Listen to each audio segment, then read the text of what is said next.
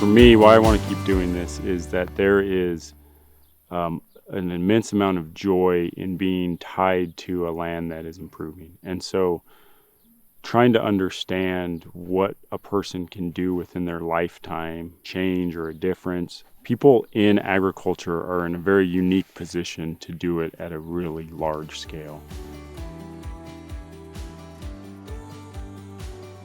There's so much demand on scientists and extension times, you oftentimes don't get that lessons learned across state boundaries either.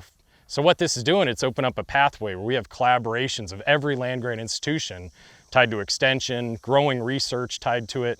And in the future, you could see where we could start tying these lessons learned of teaching. So that's what starts to get impressive. The benefit then gets passed on to producers, the industry, both from cattle standpoint, wildlife standpoint, and a conservation standpoint. But we're really starting to tap into the expertise that occurs across states from science, extension, agency.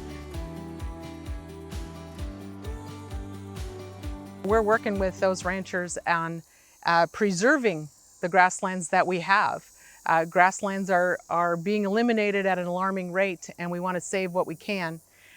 There's only 4% of the original native prairie grasslands left, and so we're doing our best, and those ranchers are really doing their part to preserve those, whether that's through prescribed burning, whether that's through rotational grazing efforts, and again, making sure that those grasslands don't get converted. That's where we'll lose the carbon, that's where they lose a lot of their bottom line. So making sure those grasslands stay intact from an economic standpoint is really important. Don't be afraid to jump in with both feet. Talk to all your partners. There's other people out there in your community, other agencies that will help you. Bring everybody to the table, talk about what you want to do, talk about your overall broad concept, and it will come together. But don't be afraid to move forward and try something, because it is possible.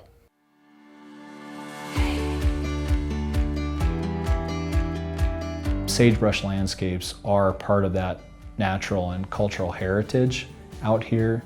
And my hope is that through this type of restoration work, we will have those places where people can go and see what it was once like 150, 200 years ago, and still natural, still supporting abundant wildlife, while also supporting the working landscapes, the agriculture and livestock communities that sustain our rural economies.